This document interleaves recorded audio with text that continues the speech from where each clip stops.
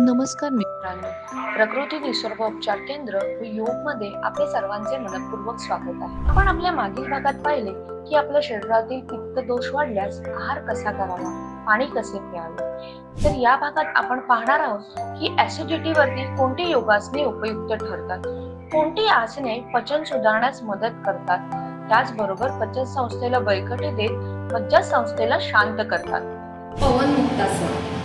सर्वप्रथम आपल्याला पाठीवर झोपायचे आहे.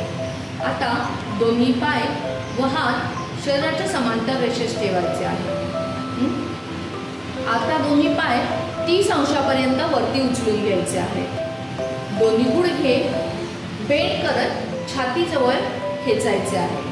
दोन्ही हात एकमेकांमध्ये गुंतून गुडघ्यावरती दाब देत पोटावरती हा दाब, आपल्या मांड्यांचं प्रेशर आपल्या पोटांवरती इथे तुम्हाला अनुभवायचे आहे.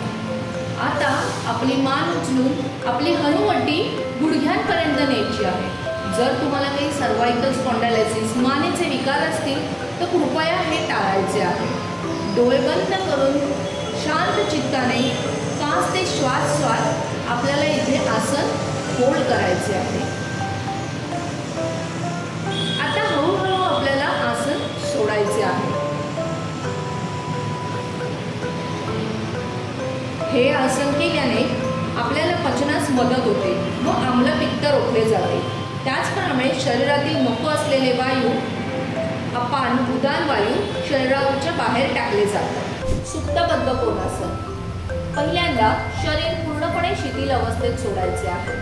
त्यानंतर दोन्ही पाय व दोन्ही हात शरीराच्या जवळ आणत समांतर अवस्थेत ठेवायचे आहे.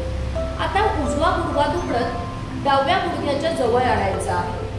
त्यानंतर डावा गुडघा उजव्या गुडघ्याच्या जवळ घ्यायचा आहे. दोन्ही गुडघे एकमेकांना जोडून ठेवायचे आहे व हळूहळू दोन्ही गुडघे जमिनीच्या दिशेने समांतर करायचे आहेत. दोन्ही तळ पाय एकमेकांना जोडलेले असावे. आपले पूर्ण शरीर अत्यंत शिथिल अवस्थेत सोडायचे आहे. नॉर्मल श्वासोच्छ्वास 5 ते 7 श्वास आपल्याला घ्यायचे आहे. सुप्तबद्ध कोणासन हे जेवल्यानंतर 2 तासांनी करावे, म्हणजे झोपण्यापूर्वी करावे. यामुळे मज्जासंस्था शांत होत तणावामुळे होणारी आम्लता कमी होते. आता आसन हळूहळू सोडायचे आहे. वज्रासन. प्रथम शिथिल अवस्थेत बसायचे आहे. त्यानंतर दोन्ही पाय एकमेकांच्या जवळ घेत दोन्ही हात शरीराच्या जवळ घेत दंडासनस्थ अवस्थेत बसायचे आहे. आता शरीराचा पूर्ण भाग डाव्या बाजूला करीत उजवा गुडघा दुमडत अंगाखाली घ्यायचा आहे. त्याचप्रमाणे डावा गुडघा दुमडत अंगाखाली घ्यायचा आहे. दोन्ही टाचांवरती आपलं पूर्ण शरीर शिथिल करायचे आहे. दोन्ही हात सरळ अवस्थेत कोपऱ्यामध्ये सरळ ठेवत गुडघ्यांवरती ठेवायचे आहे. पाठीचा कणा ताठ ठेवायचा आहे. त्यासाठी पोट हलकसं आतमध्ये खेचून घ्यायचे आहे. दोन्ही खांदे हलकेसे मागे टाकत आपली छाती पूर्णपणे ओपन करायची आहे, जेणेकरून आपले श्वास व्यवस्थित लागतील. आता डोळे शांत बंद करून 5 ते 7 श्वास अत्यंत शांततेत आपल्याला घ्यायचे आहे. हे एकमेव आसन असे आहे की जे जेवल्यानंतर आपण 5 ते 10 मिनिटांनी करू शकतो. या अवस्थेत तुम्ही 10 श्वास सुद्धा घेऊ शकता. आता हा आसन हळूहळू सोडायचे आहे. या आसनामुळे आपली पचन संस्था सुधारत तणावमुक्त राहत आपले आम्ल कमी होण्यास मदत होते. भुजंगासन. प्रथम शिथिल अवस्थेत झोपावे.